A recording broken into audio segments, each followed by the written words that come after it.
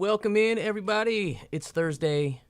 It's time for a little AMA lunchtime lesson situation here. Thanks for everybody who has joined us, and we should just right off the bat welcome from the depths of YouTube. BV, our moderator, is back. We have reconnected, and BV's going to help us out with all of the links and the pertinent stuff that we can deliver on said live stream. Just checking everybody coming in here on my stream, on my live chat. Good to see folks from all over, from Germany to Rhode Island, from Paris. All right. It's my friend Lionel. Good to see you. We got a fun little lesson today. We got a PDF that we'll share.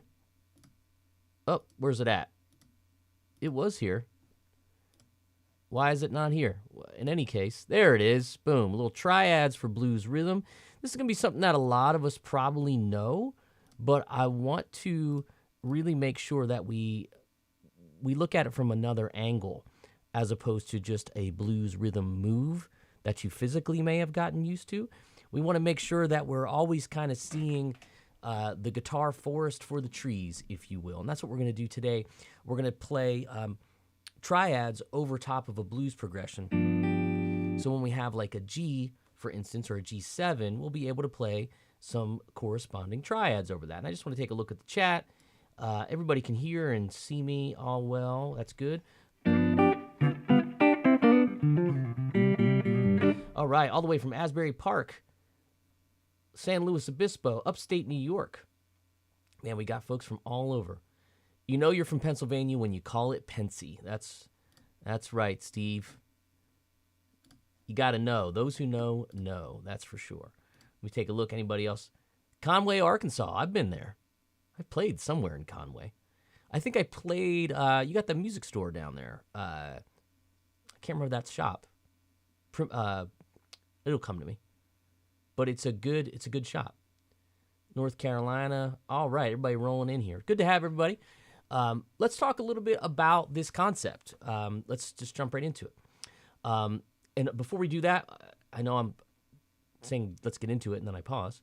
We do have some links popping up. We have our Best of the Blues course, which we talked about last week. I don't have the graphic for that pulled up. But then we also have the link to this PDF that I'm going to show you. So this is the PDF here. And let's play through it a little bit. Let's see if I can see it. I'm glad I can do a little picture-in-picture. Hopefully you guys are seeing that as well. There we go. Oh, we'll get there. We'll get there. One more time. Corey, you can figure this out. Let's see if I can do this picture-in-picture one more time. Well, let's just do this. Let me just play it for you. So in G, little shuffle. A 1, 2, 3, 4.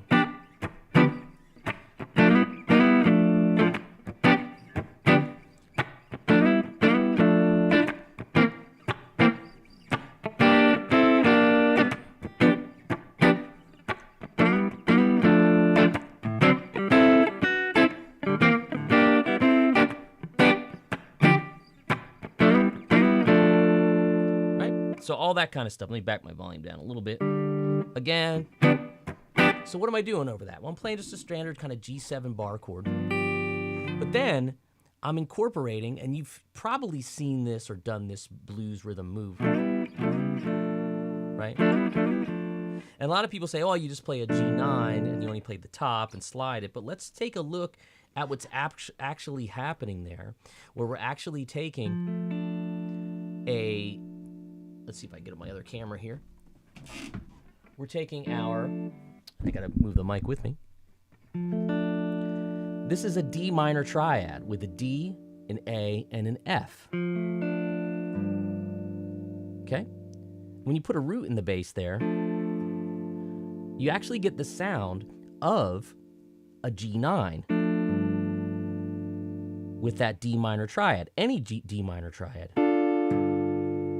Why? Because when you put the G in the bass, what you're getting is a D, the 5th, an F, the flat 7, and an A, which is the 9th degree of G.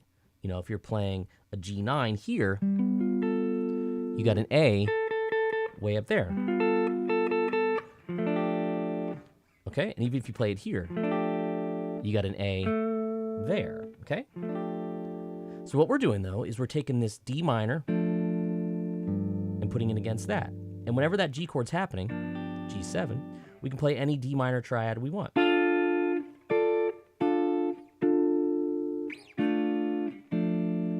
It's important to know them on your string sets. Here.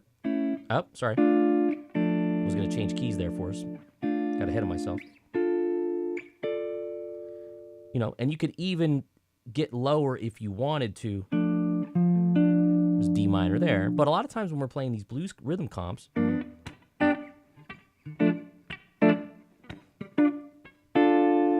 can put that D minor triad over top. Now, the movement that I was doing involved not only a D minor triad, but an E minor triad. And if you take the E, the B, and the G, which is the root, fifth, and flat third, over a G, you get the sound of a G6 chord. But also, that E, you can think of it as the 13. So you're getting these like more sophisticated notes in your comping. So you can go...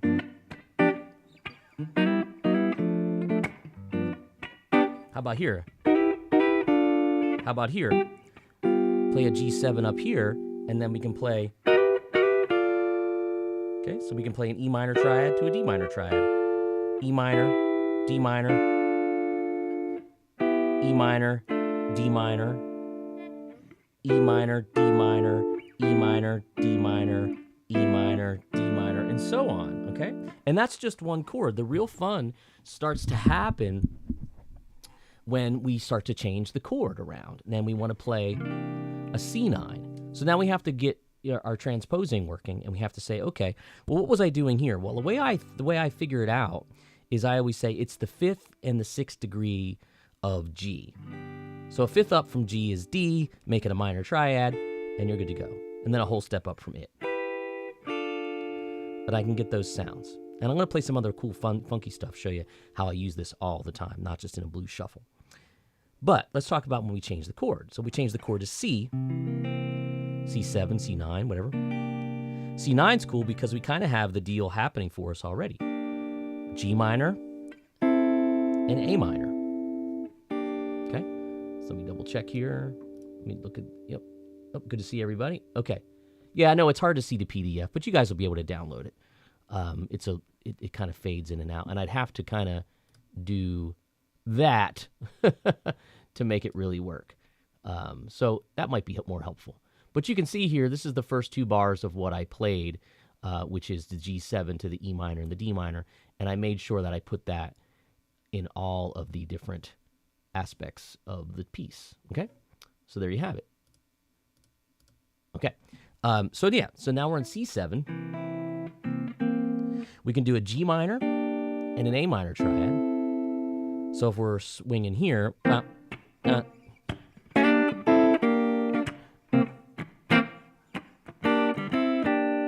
you can do that anywhere. You have a G minor and an A minor triad. So maybe we're here, C7. We're here.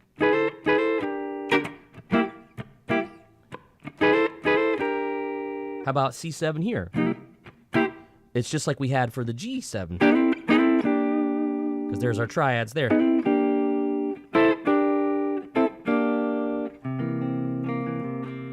And it gives you more options when you're playing a rhythm of this variety. Now when we go to our D7, you'll have this in the transcription as well. At least this. Because now we need an A minor and a B minor to give us a 9 and a 6 type of sound.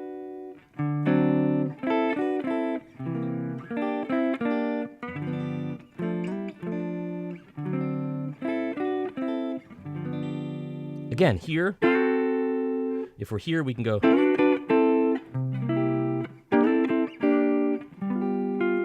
So we're at G. What do we need? D minor and E minor. Maybe we're here.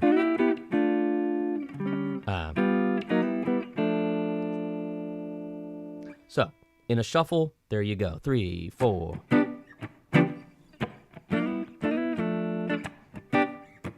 And we can go, you know, something to that effect.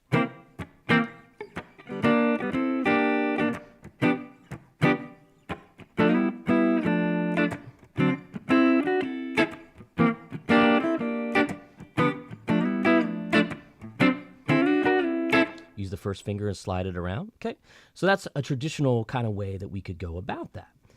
But what I like to do is I'm so often in a situation where I'm playing like a one chord funk tune, you know, maybe like turn up a little bit.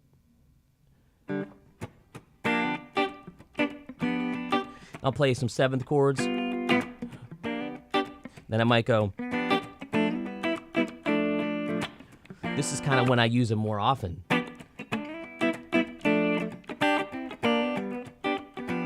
I might go, but I can go.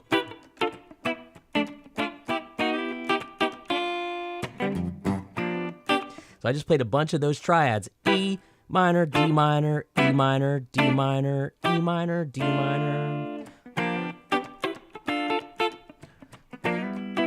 That's a little riff right there.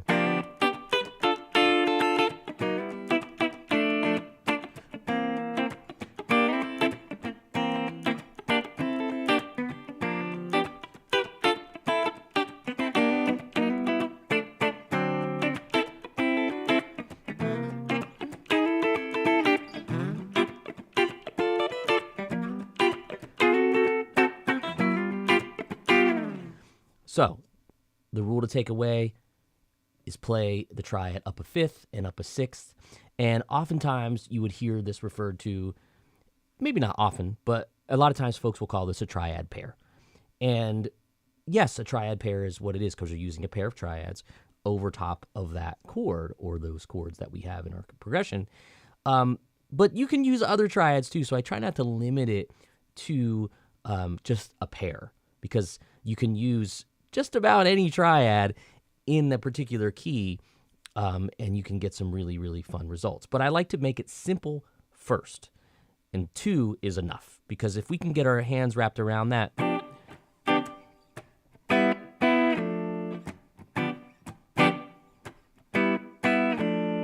you're going to be able to kind of put it into more of the funkier stuff if you want to later on.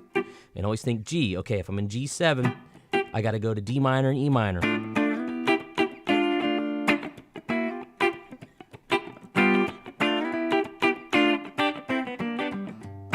Okay, so that's it in a nutshell. We do have that available for download. And also, let me do this real quick on the fly. I'm going to do some fun stuff. Let's see if I can find this.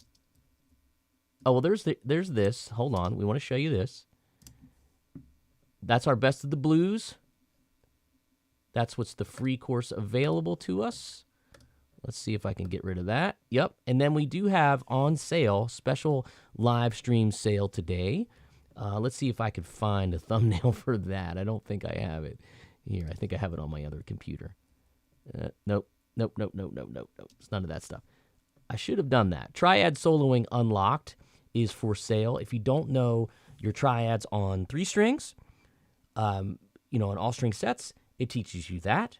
Not only do I teach you in the course how to do that, but I also teach you how to find triads in other ways. Maybe you want to find a C major triad here, a D minor triad here, an E minor, F, G, A minor, B diminished, C. And what I did there was I played a harmonized major scale.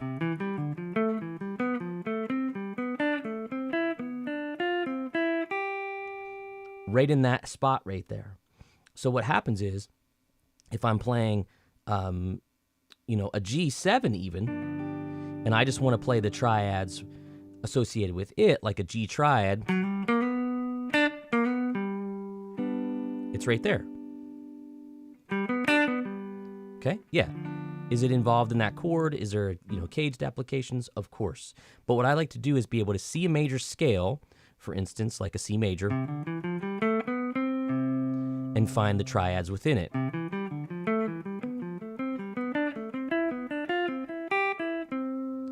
So if I go C to maybe an E minor, I can go to an A minor, G to a D minor, E minor, F, G. A lot of people think, oh, I gotta go for all of my triads, but you don't, because they're in another location. Once you know those 3-string triads, getting on to three-note triads, you can get on to 4-note arpeggios and stuff because you're only adding one more note to the equation. So that's what Triad Soloing Unlocked shows you, that stuff, but it also shows you solos that I might go. Maybe I'm playing an E minor type of idea, and I want to go and jump off with a triad into a scale idea or a pentatonic idea or whatever. So that course is on sale in the links. BB's rocking that for us. It's a good one, and it clears up a lot of stuff. And I'm going to work on, by request, sort of a follow-up triad course that will teach you some of this stuff, other stuff to do with single line playing with triads and taking them to a new place. Because really, I think triads really come alive when you start using them outside of the chord they're really intended for, which is kind of what we're doing. So it's pretty fun. All right, I want to go from newest to oldest on the chat. It's easier for me to do that. And Steve said, I think I just had a eureka moment. All right, we love those. I have to say, it's a fairly common thing I hear on Working Class Guitar, our channel, our site, and here on the channel. So that's good to know. Glad that the explanations are really resonated.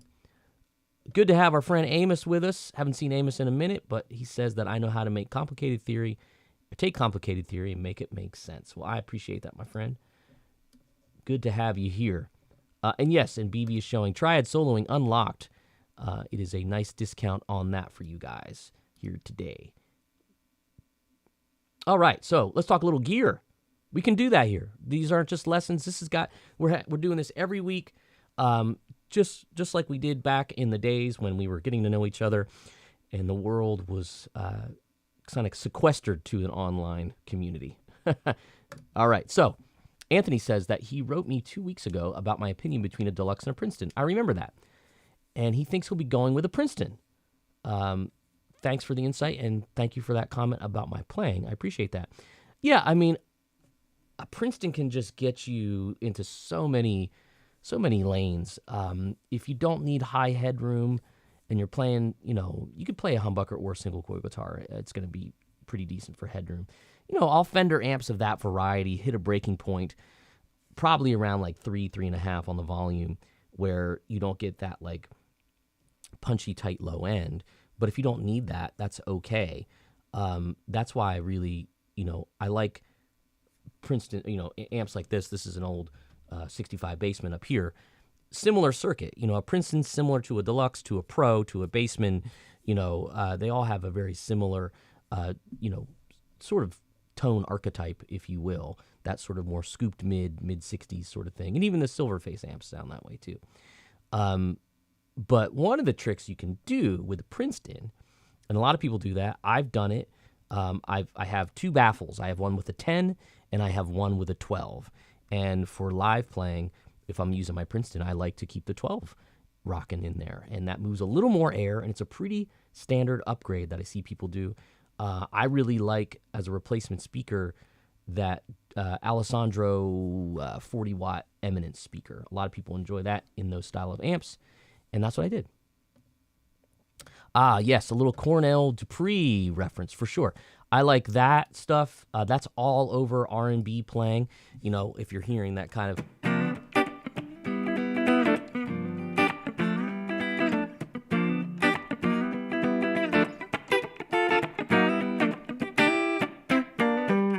Another trick we'll talk about in a minute, but you're right on the money. Definitely a little Cornell Dupree action. All right. We got some folks saying, are we from Italy? So I can't read that language. But yeah, some folks are having some chat. Oh, we got some Barcelona. We got some folks from Italy. We'll talk about that. But MIDI 1529, hey there from California. glad that the Triads have helped you, my friend. That is good to hear. Thank you for sharing that. It really is validating, for sure. Francesco is from Rome, Italy. I'm coming to Rome to vacation a little bit in April because my friend Jeff Mackerlane, who I imagine a lot of you know, and I are teaching at Guitar Breaks in Lippiano, which is a little town in, I believe, Tuscany. So yeah, I'm going to be vacationing there the week before we do the workshop. It's a guitar lesson workshop. Already sold out before they could even advertise it, which was amazing. So we didn't even get to advertise pretty much, and it was already sold out. So that is pretty great. Let's see, just checking the chat if anybody has anything else. Good old Gabe Bergman in the house talking Triads with us here. Good to see you, buddy. Thank you for that. Yeah, just great to see everybody chiming in from where they're from. I didn't know that the reissues had a 12. That's pretty cool. Okay, I like that. Very cool. What mic is this? This mic is, let's see. Oh, I can't get the chat to show up. Oh well. My clicking's not working. But BB says 12-inch Alessandro is great in Princeton.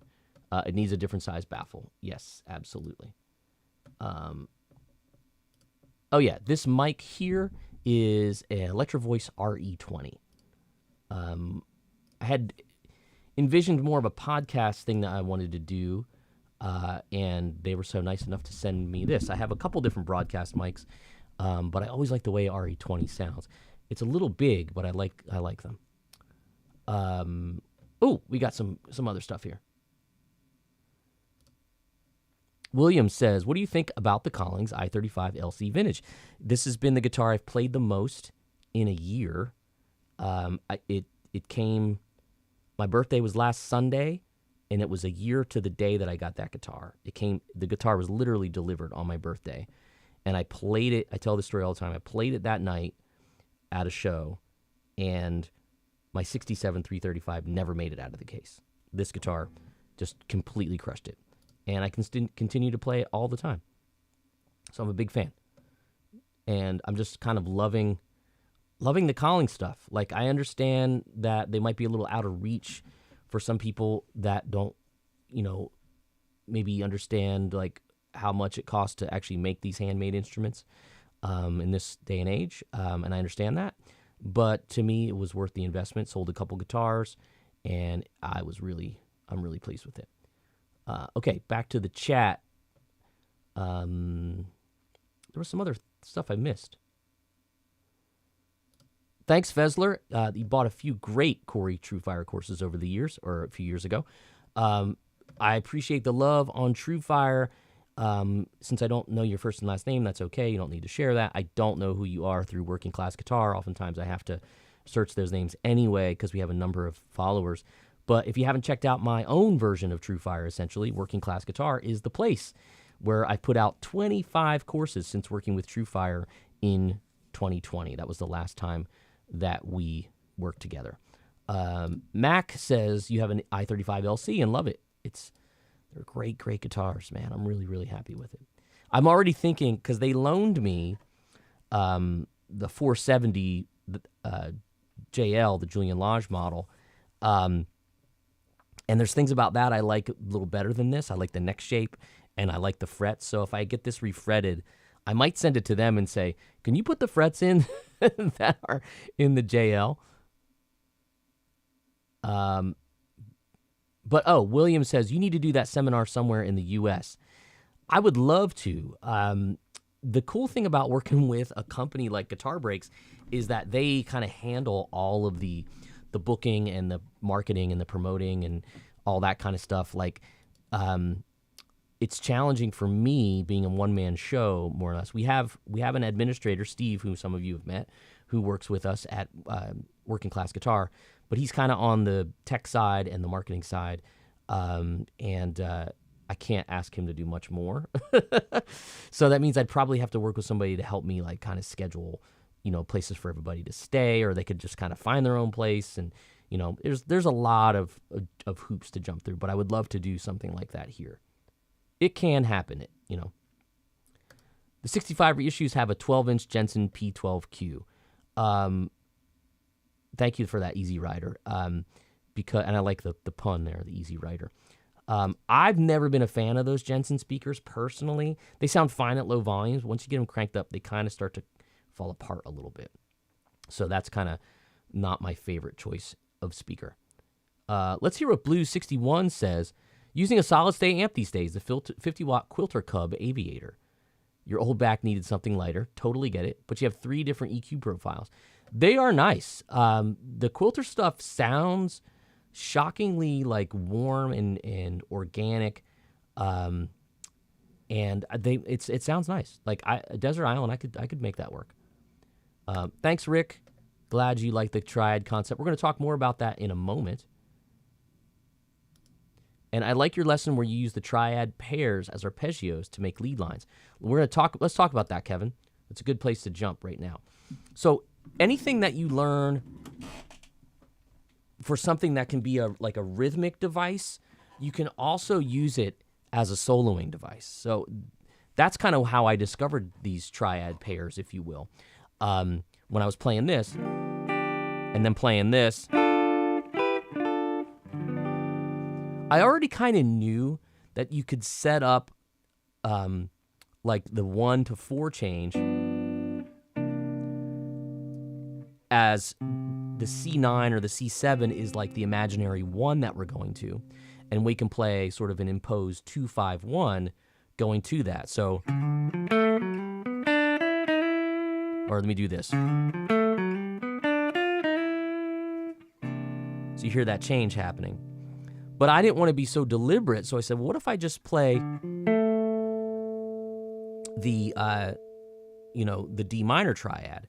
And I think that's pretty popular in, like, maybe it's, I heard Barry Harris talk about this, where we're taking the 5 of the 5, because the 5 of C is G, but the 5 of G is D, and not even worry about playing the 5, like, so this is functioning as the 2, but you don't even have to worry about the 5. Just play, the D minor going to that. So I like to do that too if I'm playing a G7. Maybe let me see if I can get a loop going here.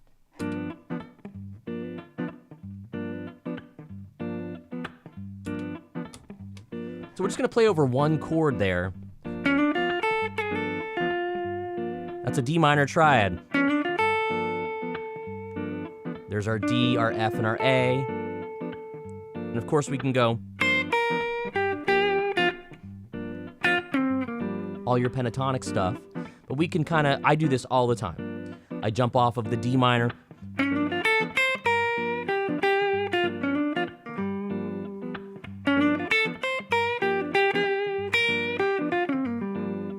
But could I do the E minor? Sure.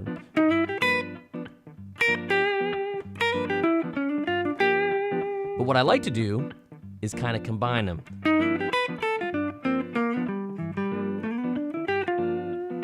So it's up on the E minor and down on the D minor. We could do the opposite. We could do down on E minor.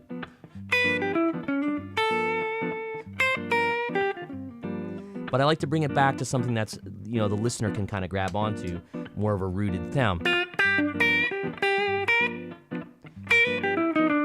Let me try something like...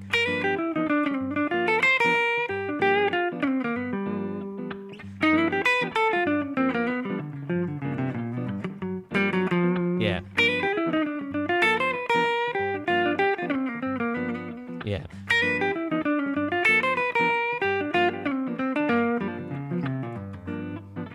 And you can do it. There's a D minor triad right there.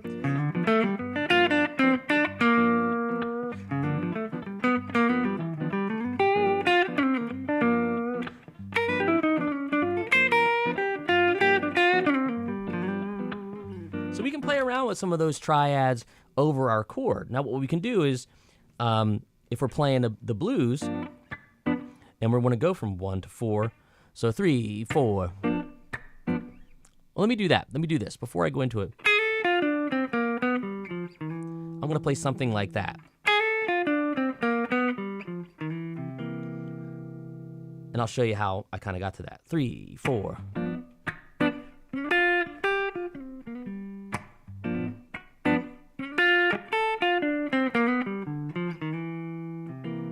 You can hear I'm changing that chord. So what I'm doing is I'm coming down that D minor triad, and I let off to a C, because that's all kind of pentatonic world to me. Into the major third, we could think of that as major pentatonic, where I see the arpeggio. And then I'm going to walk down pentatonic down to the major third of C. So it's a little vehicle to get me to go from 1 to 4. You know, we could add both of them in there.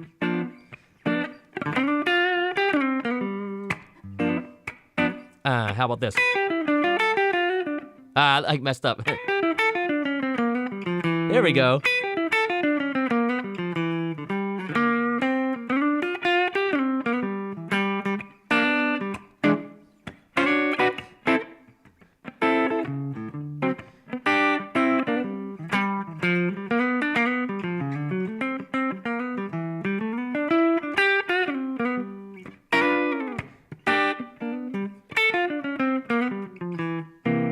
My change, right? It's everywhere. That was D minor. Yeah. So those triads, like I said earlier in the broadcast here today with you guys, so professional sounding. Like I said earlier, it's about knowing your triads, but I think a lot of people stop there and they go, well, I'm just putting it over the chord and it just sounds okay. Where I'm saying no, there are other options that will work over top of that chord, which we can still get into here today. We got some time yet. We've walked through about a half an hour. I want to jump back to you guys. Yeah. Tani, if you're talking about the Guitar Breaks event, that's awesome to hear. Let's see. Oh, Blaine is back with us. Hey, Blaine. I can always tell by that nice PRS 10 top you got there in your profile. This great stuff to jazz up tired pentatonic sounds. You got it. Yeah. Don't sleep on pentatonics. There's so much music that can be played with them. Paul jumped in right here and said, what are your thoughts on the PRS DGT 15? Did I play? I played the head and cabinet and thought it sounded just fine. I thought it was a nice amp. And I think it has tremolo, right? Which I love.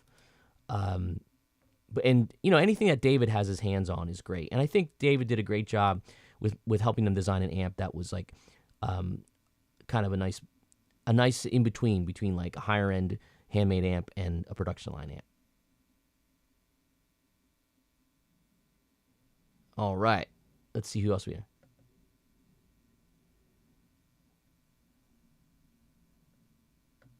Oh, well, that's very kind of you. I appreciate that. I don't know. We have a pretty strong itinerary for the vacationing part of Rome, but if we have some free time, I'd love to check it out. Ooh, okay. This is good. Thanks for this, Pete. You have my first CD, which is a small taste of your great original stuff. How are things going with your second contribution? Well, Pete's talking about an EP I put out in 2016 called Well Suited, which, was kind of like I should probably have some recorded music. Let me see what I can spin up. And that's kind of how that worked out. The songs are a little all over the place, a couple instrumentals, a couple vocal tunes. I did write all of the music on that one. And then I really wanted to do this project over, I'll be completely honest, as a small business owner, some of us got the opportunity to get some assistance when, the world shut down. And I used some of that money to help, my family and my normal day-to-day life but I saved a little bit of it, and I was like, let me see if I can put this towards some recording stuff. And I wanted to do it and help some friends that were in that world also. My producer friend, Sean McDonald, musicians that were out of work. So we started working on this like blues cover record with some obscure blues tunes, some not so much. But I said I want to completely flip most of them on their head and do something cool and different. So that's what you're referring to. That's done pretty well. We did a little bit of promotion for that. Some worked, some didn't. The worst one was one. There's an online rag called, and rag I think they used to say back in the day for like magazines or whatever. There's an online publication called Rock and Blues Muse, and for whatever reason they said I was very good, but it was not a fit for their magazine. And I'm like, I'm covering a Howlin' Wolf song and a Bobby Blue Bland song. How is that not a fit? So that's kind of stuff always frustrates you when you're like, man, I hope everybody likes this, but for some reason that person did not get along with that record. Now, for every one of those, there's people that are playing some of those songs on blues radio shows in Germany and the Netherlands, I think. So I need to focus on the positive part of that for sure. That being said, I just recorded 4 new original songs to go with 2 more I had that were recorded sometime last year, and I'm putting the finishing touches on those, and I'm really excited about them. I wrote all the songs on those. I co-wrote one song with a friend, but they're fun. They're really fun. I couldn't be happier and more excited. So thanks for asking, Pete. Jared asks, how was gigging with the new 2-Rock during the residency?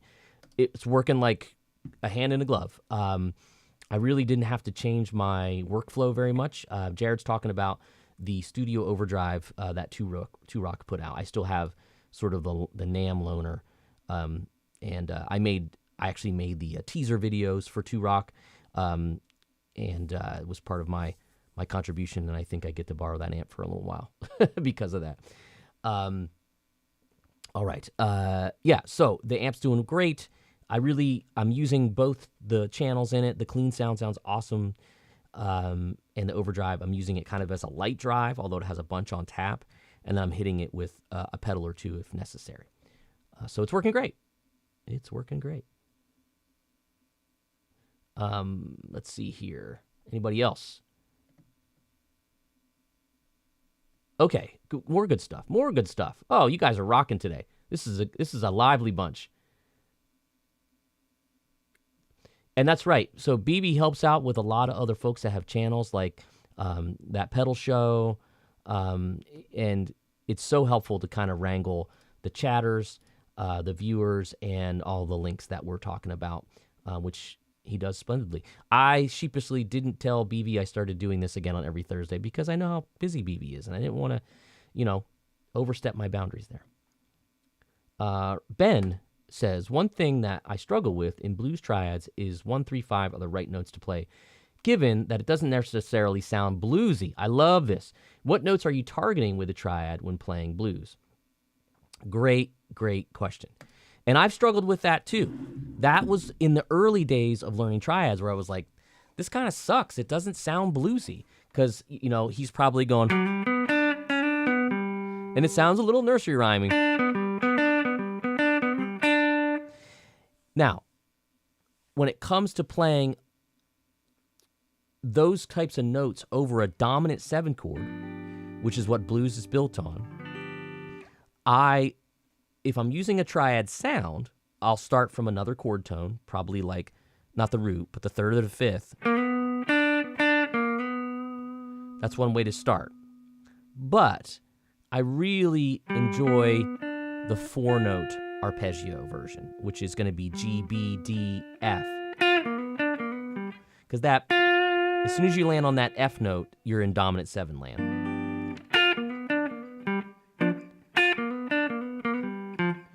Right there's your F. Because what you want to learn are these arpeggios in many spots as you can. So, but inside of that 4-note arpeggio is the triad. It's just one more note added to it. G, B, D, F.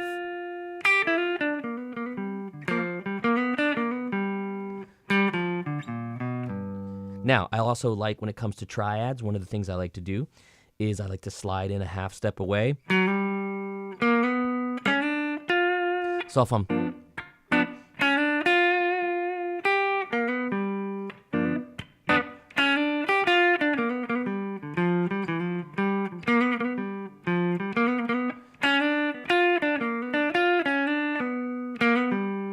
oftentimes there's a video out there of me doing this. Well, let's see if I have that loop still.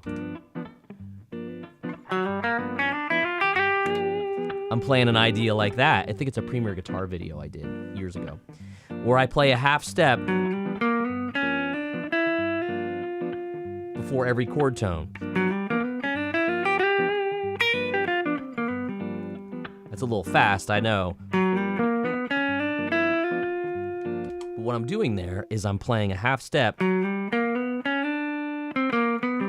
before each targeted note.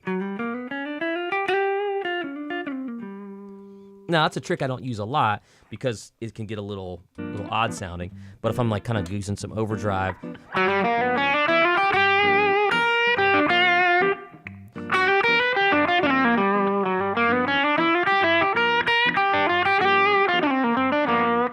I might do something like that, which is really fun. But now that's kind of the reason we're talking about triads for blues, is because that one, the D minor and the E minor, or the D minor and the E minor, they give you the bluesy sounds already because it's not this. We're getting D, F, A. And what I did right there, just D, F, A, back to the triad maybe, to the major triad. Same with the E minor. And you can hear how sophisticated it can sound over that chord, because we're not telegraphing that. What we are doing is playing these more, they're not outside notes, they're very much inside. But they sound a little bit more interesting off the bat. And what you can do is, maybe you're doing, you could half step into those.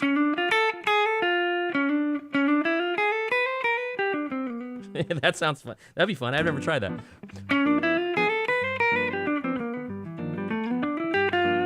That was a half step into all the D minor triad notes. But you don't have to play it like that. You could play maybe something like this.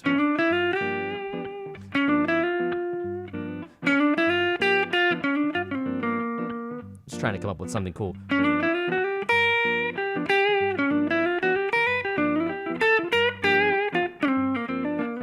I'm improvising right along with you guys. I don't know what I'm going to play. But that's a really, really great question. So if you're not happy with triads over top of that one chord, like putting a G triad over a G7, you probably want to take the next step and get into our dominant 7 arpeggios. Do I have lessons for that? Yes, I do. I mean, you could Google me all day long and find arpeggio lessons, but I did create 2 handbooks that are actually ebooks. They're interactive. One is called the Arpeggio Handbook for Blues Guitar. The other one is the Dominant 7 Arpeggio Soloing Handbook. The first one teaches you a handful of arpeggios and how that works, and then the next course or ebook shows you how to apply them with legitimate solos, which is a really, really cool way to learn.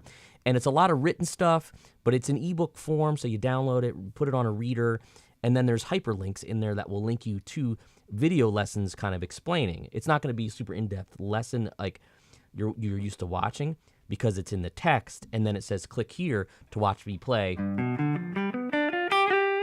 that kind of thing. That's been a really great resource for a lot of people, so you might want to check those out. If you have any questions, you can email us at support@workingclassguitar.com or at my site, CoreyCongilio.com. But that's great, Ben. Thank you for that. Mac says that we met briefly at Fretboard Summit. My pleasure, man. Great to meet you. If I'm there, if you're there this year and I'm there, we'll have to reconnect. I'm trying to work. I've got to call into the Collings folks about maybe trying to do something with them at the Fretboard Summit. I'd love to play a show. I'd love to teach a class. That would be really cool. You're going to Italy this summer. Any recommendations for keeping up with your practicing while traveling? Ooh, that's tough. Without a guitar. But you can read, you can listen, and you can watch. So you might want to like bookmark some stuff to take with you, just to keep your brain thinking. But also at the time, to be honest with you, there's nothing wrong with taking a break and letting your.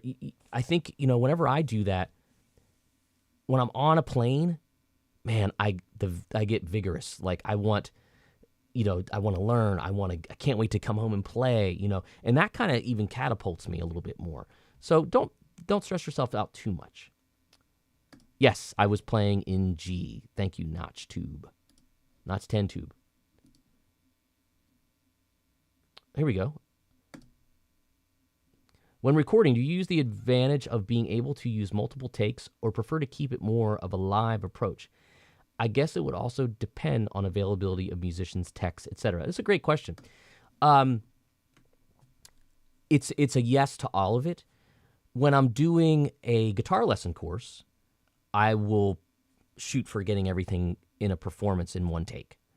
That's generally. But the cool thing about that is I write the solo, I learn it, and I try to make it my own. With my feel, coming through the take and the performance. Oftentimes in a recording session, and I did this recently, where I just played I was like, just give me a bunch of takes, and I improvise 4 or 5 different solos. And I'm like, okay, I like what I did there in the beginning. Oh, I like that lick I played 3/4 of the way. And I start to kind of compose it on the fly. Because the songs that I'm writing and recording, they have small windows of soloing that aren't like big improvised sections. And I like it to be something memorable. So I will take several takes to get it right. And if I need to make a punch with a mistake or something, I certainly will. And everybody does it. So there's very little there's some things I get in one take, but it's probably 25% of the takes are one takers. Because you're composing, you know what I mean? Ask Mozart, hey, did you come up with this on the fly? No, he tried stuff and he wrote and he composed so that every time it could be really, really a beautiful piece, So I might be shooting for that in 8 bars. Let's see here. Yes. Thank you, my friend. It says try Corey's Dominant 7 Arpeggio Soloing Handbook. There you go. Love a shout out. Chromaticism, my new favorite approach. Yeah, it's great you can do it in the triad world. You can do it in the 4-note arpeggio. Let me here we go.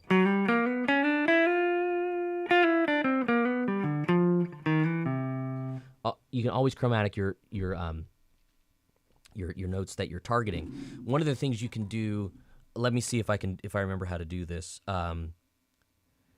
This is an old Barry Harris thing where you take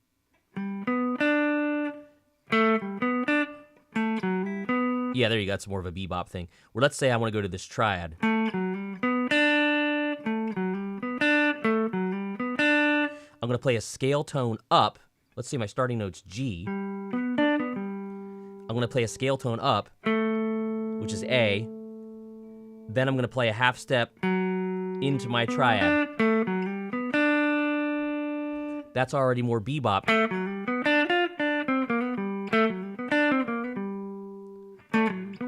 Yeah.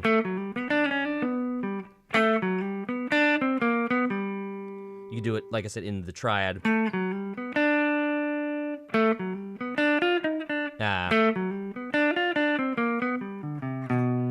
So scale tone up, then a half step. So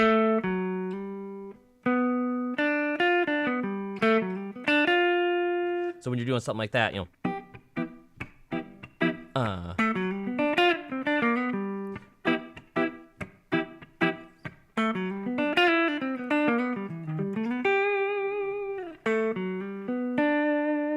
you go. So a little half-step chromaticism, scale tone up, then a half-step below. It's fun stuff. Yeah, it'd be great to see you in Paris one day as well. I'm hoping that my little, move into Italy here for this workshop, starts to spread. Hey, Corey is actually able to travel. Maybe we'll hire him someday in Paris. But I'd like to play some shows in Europe. That'd be amazing. So I'm glad you like that. All right. Hey, Mac, from your mouth to God's ears, as they say. The Collings people, not only do they make amazing stuff, they're really, really nice people. And I love the fact that when I was at the factory a couple months ago, I shot some videos with Joey Landreth shooting out some guitars. And they said, one of the things that they said that really stuck with me is that, yeah, we're as big as we want to be. Because a lot of companies, and we could go down many rabbit holes with this, can make lesser expensive, or more valued, budget value type instruments, but they don't want to sacrifice their workflow or their, commitment to quality. And that means you can only make so many guitars. I saw somebody on the Two Rock forum on Facebook said, I can't believe it's 10 to 12 months back ordered to get an amp. And I'm like, that's how long it takes when a lot of people are ordering these amps that are all made by hand with little to no, machined parts with regard to a machine, making certain things. There's so much done by hand. I learned in a recent clinic I did with Two Rock how they make the cabinets, like, the hide glue that or the protein glue, or whatever you want to call it, on the cabinets, that stuff's really hard to work with, and a lot of people don't do that. But the extra, human hours and high level of components that companies like that are using, once they're there, they don't want to sacrifice. And I love that Collings is like that. And again, I shout it from the mountaintops. The Collings people are wonderful. My Two Rock friends are amazing. They're just the nicest people that just do what they do passionately, and with no apologies. Just like, hey, this is what we do, and this is why we like to do it, because we like to make the finest products we can make. That being said, the PRS folks are also really, really great. As far as, and I'm talking about my affection for the people in the company and the ethos. That is kind of like where I sort of point my flag these days. So it's nice, but I would love to work with them even more. All right. Well, thanks for the folks that were here and had to run. Thanks, Mike. I'm glad you're digging this. We try to do this every week. So far, we've been 4 weeks in since the new year. You got it. My pleasure. That's what we're here for. All right. As a professional musician, how often do you play every day? That's a great question, Mr. Al9. I play every day, just about. On a good week, I try to practice in the morning. I try to get up with enough time that I can do some morning rituals. Like today, I practiced today. I went over what I was going to talk about a little bit today by myself, but I was also practicing a couple different things that I just want to keep in the stream of consciousness. At night, I have a guitar back there tuned up in open E. I'm trying to learn how to play in open E a little bit more because I really never, understood how to play in those open tunings. So I'm working on that, and that's kind of something I'll do. Thankfully, my wife and I, we watch TV together, and the guitar doesn't bother her at all. And I just play, and she's like, go ahead, I don't care. And it's the best. So, yet another gold star for my better half. Blue61 says, been doing some acoustic duos lately. Triads are a great way to come up with accompaniments and fills that stay out of your partner's way sonically. Totally agree. I'm glad those are going well. Acoustic duos make you think of different ways to accompany in general. So that's a great, sort of learning on the job situation there. My lessons are great. Thanks, Philip. Can you play a line over a 2-5, a 1? Yeah, so that's 1-4-6. Where you land on a chord tone other than the 1, like the. Okay. Let me see if I can decipher this a little bit more. Because you have 1-4-7. Did you mean 1-4-5? Let me revisit that.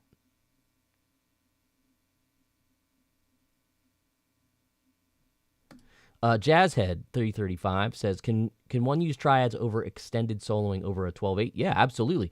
Very much. You'll have an even more fun time over a slow blues.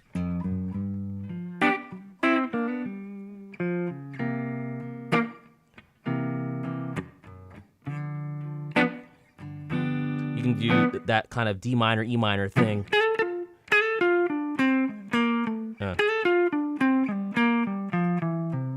You can play your D minor triad. Because remember, I might have a D minor triad here, and that's an E minor triad there. And that's one that some of you might not be familiar with, but I teach them in my course, Triad Soloing. You know, right there, there's E minor.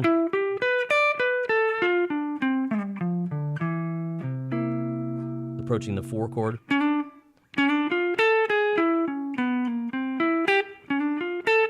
Let's try something like that. Something like that.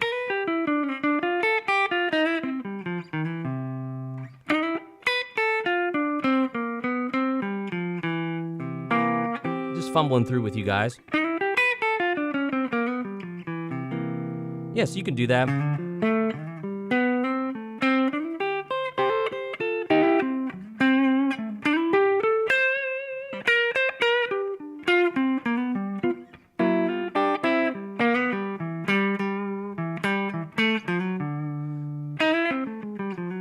So right there over the 5 chord, what's my minor triad available to me? A minor. I went.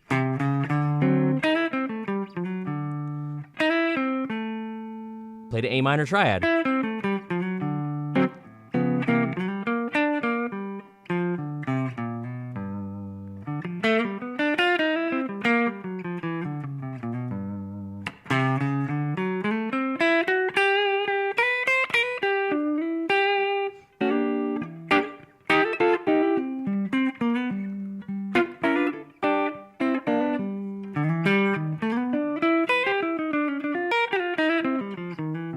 There's my minor triads.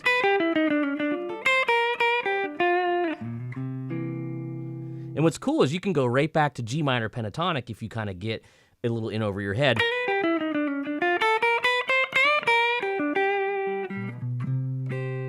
Because the bass player is going to be right there, and you can play. But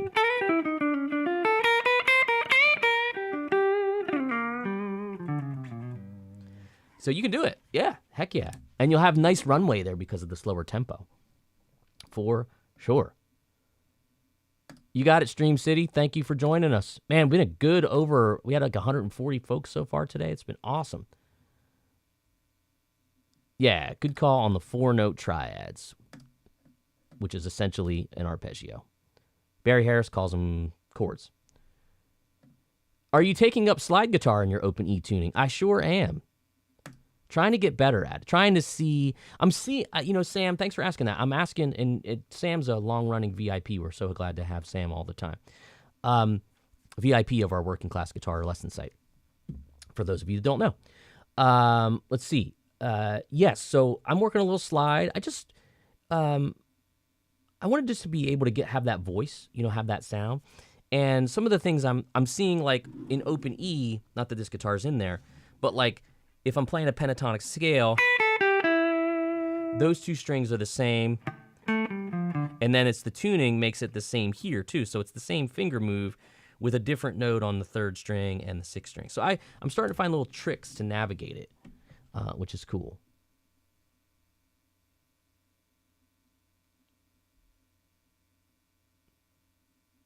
All right. And Blues 61 is still working on blues guitar by yourself. And I'm glad you're enjoying that. That's my most popular course of all time. Some people really, really like it. Oh, and Paul's working on an acoustic lesson series of mine on True Fire now. I'd like to reshoot some of those acoustic lessons.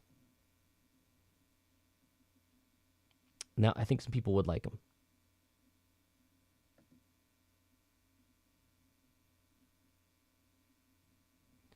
Well, Tommy, we're gonna if you don't enjoy my teaching, well, we'll just ban you.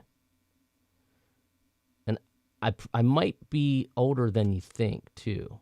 I don't know if a kid, because I'll be half a century pretty soon. So thanks for that.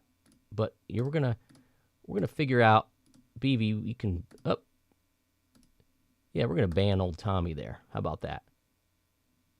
That's all right. We're glad you just got here. You can watch the replay too. That was a nice surprise. Oh, yeah. Well, we're back. We're back, Will. Lunchtime. All right. Glad you got some tips from this, Paul. All right, man. You're cruising along. Thanks for all the support via TrueFire. Don't forget to check out our own lesson site, workingclassguitar.com, too. We can always give you nice deals on anything that you're looking at. Leland asks, what are you overdriving your tone with, sir? Well, good question. I'll probably be answering this every live stream, which is okay. I found, now I'm not much of a modeling guy for a number of reasons.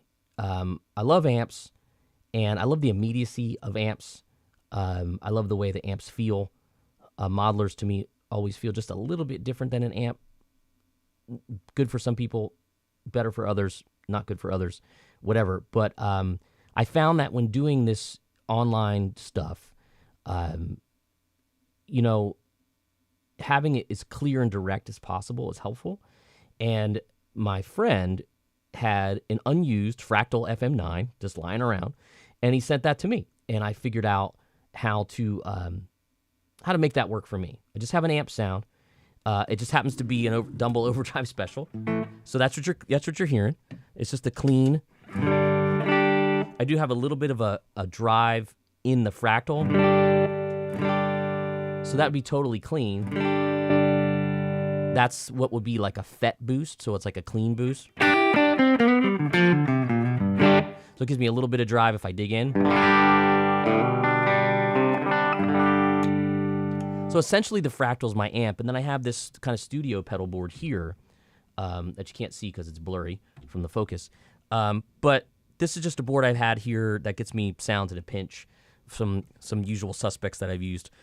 Greer Lightspeed, which is mostly what you're hearing. So this is the Dumble sound in the Fractal. And then that's a Greer Lightspeed, it's a light overdrive. And I have a whole bunch of other stuff on that. A couple different drives. Keeley Noble Screamer. Tremolo. EQ. Another drive pedal, direct drive from Barber.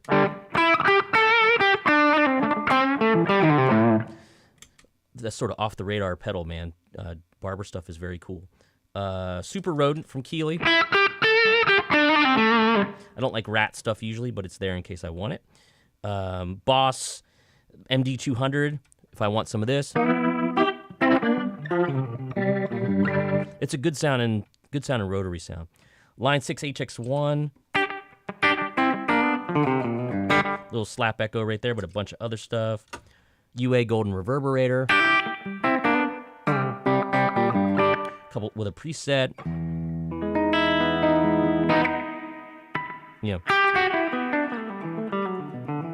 If I need something like that. But if I'm doing a tracking session from here, I usually use this stuff. Here's a little fuzz.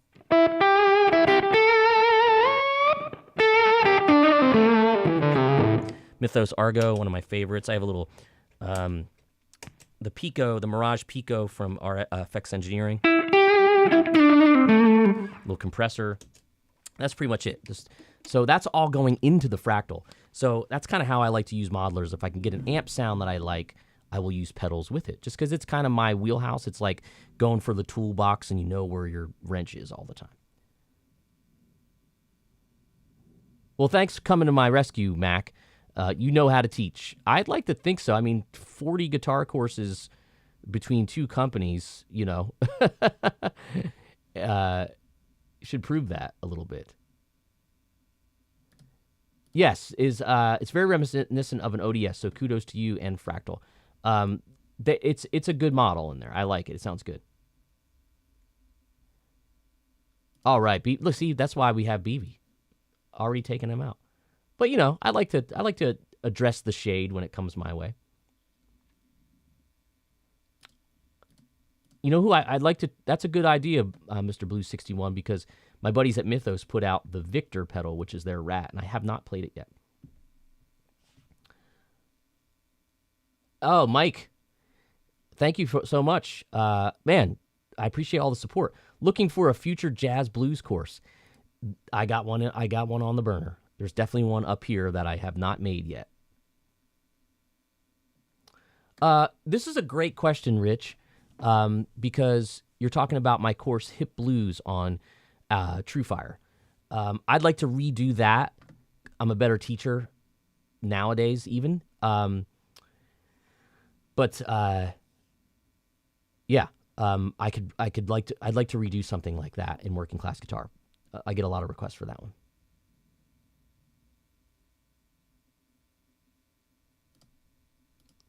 What's the pedal, BB? BB says there's a pedal recommendation in front of a modeler for better feel. Could be a Klon, perhaps. But what I found in general, if you have any kind of modeler pedal, any kind of analog device in front of it, makes it feel better to me. That's always been the case. But you guys have been rocking it with me today, man. I think it might be, it might be lunchtime. But you guys have been awesome. I think I'm going to cut it loose here with you guys so I can get some food and enjoy some of my tea here. It's probably too hot to drink. Just right. I should have made it earlier so I could drink it during the live stream. But you guys are awesome. Yes, on the jazz blues course.